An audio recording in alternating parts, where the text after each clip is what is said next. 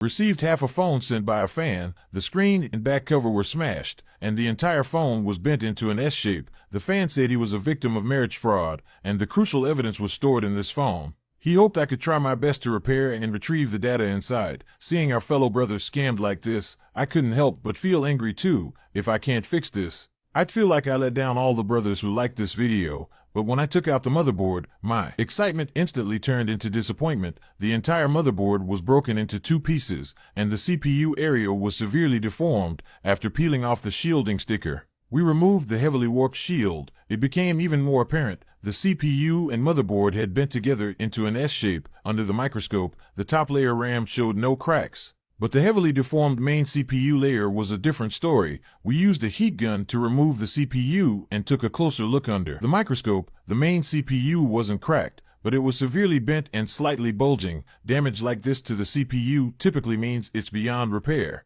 Our 20-plus technicians collectively issued a death certificate for the phone. At this moment, our gambling king Tony bravely stepped up. All 20-plus technicians bet a bottle of soda each that he wouldn't be able to fix it. Meanwhile, our technician Wu adjusted the ring on his hand and got ready to perform. Using a heat gun, he also removed the flash memory chip along with the CPU. Then, the CPU, RAM, and storage drive were thoroughly cleaned. Some people quietly watch the video, but secretly like, comment, share, repost, and follow. People like that are just too cute. Next, the CPU was reballed with solder. Since the CPU was warped and uneven, tweezers were used to press down both sides while applying solder paste. A heat gun was used to melt the solder balls, requiring extra heat and pressure to make the CPU flat again. The RAM and storage drive were also reballed with solder. The data storing components were now ready. We took a working second-hand phone of the same model, disassembled its motherboard, and removed the shielding sticker. The CPU and storage drive from the functioning motherboard were then removed, the pads were cleaned,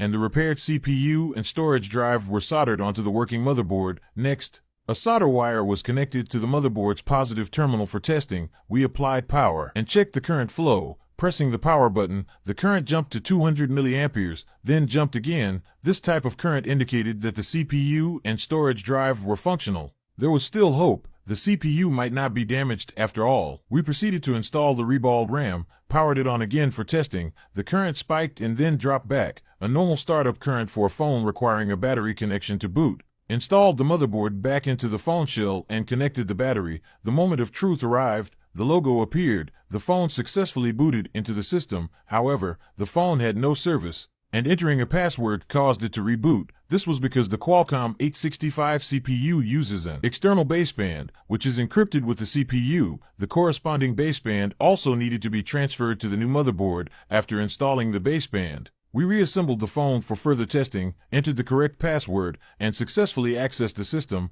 Bro, the data you needed has been recovered, tested all the phone's functions, and everything was working fine. Finally, reassembled all the components back into the phone. Sometimes repairing phones requires a little bit of luck.